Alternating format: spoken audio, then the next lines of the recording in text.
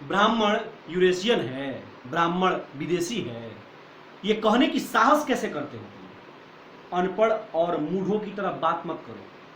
तुम्हारे द्वारा जो ये छल प्रपंची और आक्रांताई कुरीतियों का समावेश तैयार किया जा रहा है ना, इससे बाज आओ। मैं तुम्हें यह समझा देना चाहता हूं कि ब्राह्मण सतयुग, त्रेता युग, द्वापर युग और आज कलयुग में भी विराजमान है।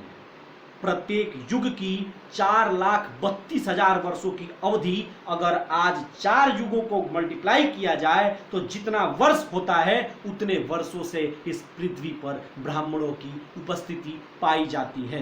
तुम्हें यह बात समझना होगा।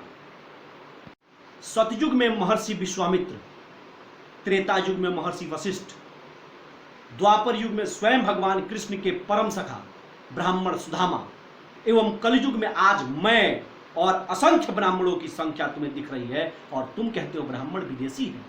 इस धरा पर, इस वसुंधरा पर सतयुग में राजा हरिश्चंद्र आए, विश्वामित्र, त्रेता युग में महर्षि वशिष्ठ एवं द्वापर युग में स्वयं श्री कृष्ण के साथ उनके परम सखा ब्राह्मण सुदामा की उपस्थिति जब हम वेद शास्त्रों में पढ़ते हैं और कलयुग में मेरे जैसे और असंख्य ब्राह्मणों की जब उपस्थिति तुम वर्तमान में देख रहे हो, तब तुम यह कहने का साहस कहां से लाते हो कि ब्राह्मण विदेशी है?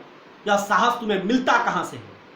तुम्हें याद होना चाहिए कि सतयुग में परम सत्यवादी राजा हरिश्चंद्र के युग में भी ब्राह्मणों के रूप में महर्षि विश्वामित्र की उपस्थिति थी। त्रेता युग में मर्यादा पुरुषोत्तम भगवान राम के युग में महर्षि विश्वामित्र और महर्षि वशिष्ठ की उपस्थिति थी। तुम्हें यह भी याद होना चाहिए कि जब हम द्वापर युग में आते हैं और भगवान श्री कृष्ण की उपस्थिति में जब हम उनके परम सखा सुदामा को देखते हैं तब हमें ब्राह्मणों की उपस्थिति का प्रमाण मिलता है।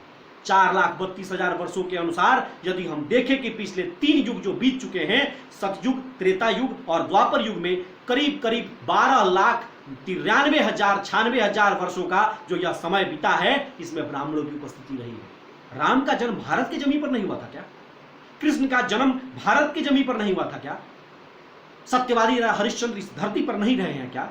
यदि ये सभी इसी धरा पर रहे हैं तो ब्राह्मण भी इसी धरा पर रहे हैं। यह कहने का साहस तुम्हें कहां से आता है कि तुम ब्राह्मणों को विदेशी साबित करते हो? अपनी गलतियों से बाज आओ, अपनी गलतियों से बाज आओ। अब वो समय नहीं रहा जब तुम्हारे आक्रांताई कुरीतियों के शिकार होंगे समाज के लोग।